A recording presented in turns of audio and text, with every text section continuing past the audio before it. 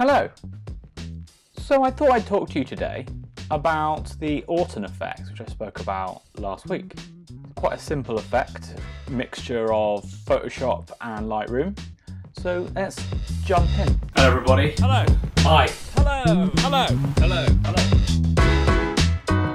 So this is the photo. This one, yeah. Nice bit of trees. Noisy as hell. What ISO is that? ISO 400. Actually, let's use this one instead. This one looks a little bit nicer. It's a bit of foreground, lovely treeness. That was shot at f4, 24mm. I can assume on my 24 to 17 because, no, 24 to 105, so that'd be why it's f4. It was quite dark in there, so it did mean I had to boost the ISO up a little bit, and I didn't really want to use ridiculous shutter speeds because I was hand holding the whole thing. So all we need to do with this is maybe just adjust it a little bit. So let's just bring it down a little bit. Bring up some contrast. Now, there's nothing really on there that actually looks that distracting, doesn't really look overly bright. Maybe just to boost up the clarity a smidge so we get a nice bit of crispy sharpness on the tree. Nice bit of tree. So that's cool. All we do then is edit in Photoshop, which is going to open up Photoshop, obviously. Let's just bring it onto the big screen when it loads. Excuse my computer. It is a bit slow.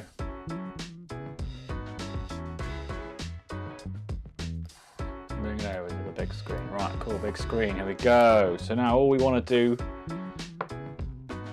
is create a duplicate layer.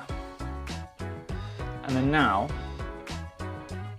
you go to Filter, Blur, Gaussian Blur. And that will blur it, bring it over here if we can see it. So let's just make it, I don't know, 12 pixels. Yeah, 12 pixels. 12 pixels. Radius, that is, 12 pixels radius. And then you can see it's there. Let's just unclick and hide it and click it. So what we then want to do is go onto this and then just reduce the opacity to 0. And we want to bring it up until we see the effect of it, basically. And then what I could do is I could remove the, or mask off this section so we don't get any effect on the tree, and literally just draw a straight line down there with the pen tool, and then it will remove that blurriness on the wood tree bit. So let's just bring it up.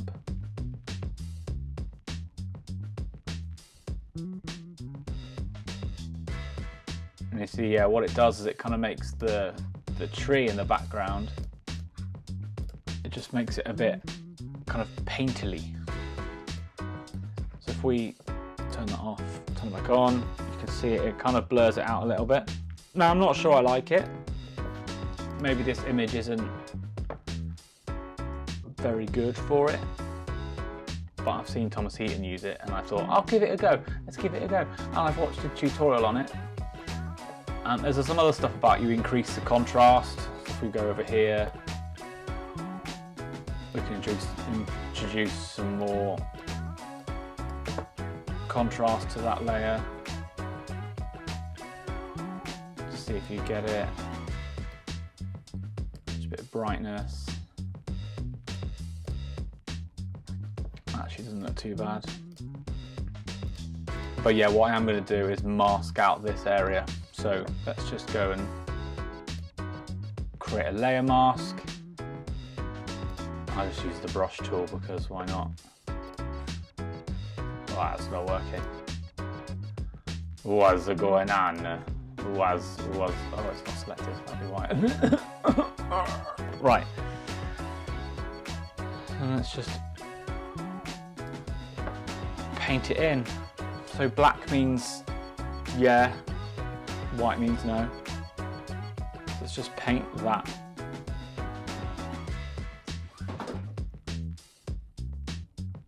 Stuff. Let's just paint it back in. So hopefully you can see we've got the nice tree bit coming back. Nice and nice. All things nice.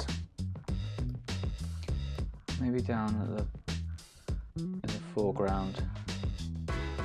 It kind of adds a little bit extra more depth of field to the image, I think. I think this is quite nice. I think I would probably crop it a different crop. Maybe even get rid of this bit here on the side and crop it down something like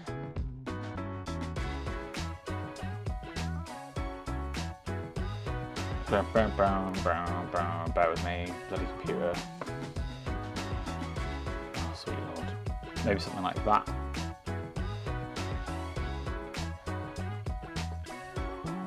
No, don't like it.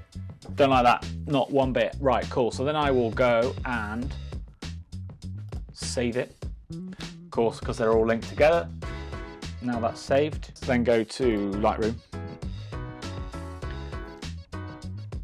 And then here is the image back. So that was the original one. And this is the one with the Orton effect. So it's kind of made it a bit more green, I think. It's quite nice, actually. So is there anything else I can do with it? I think, yeah, so let's crop it. Just the old IG crop. So that was a nice auto angle I did then, just to kind of make it easier. So it's 4x5. So I don't want to really crop much of the foreground out. So I think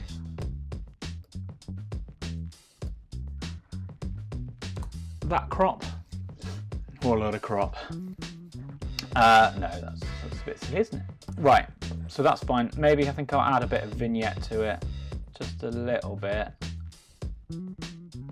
just to kind of make it a little bit more subtle.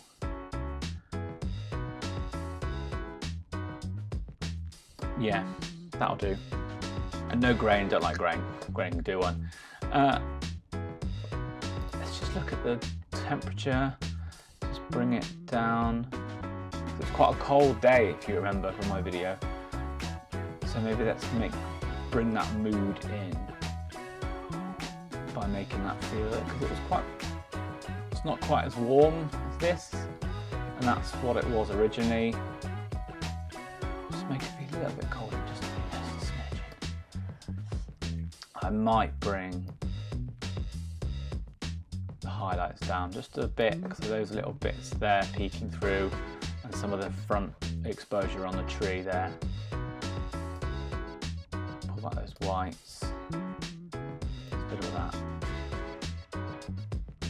Ooh, actually that looks really good on that tree. So I would then export that to my... Shut up. Sorry, my phone went off.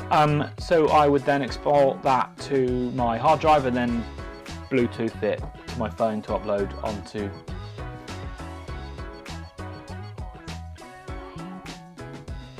Shut up. Bloody Bigsby. And then I'll upload that onto Instagram from my phone. Cool.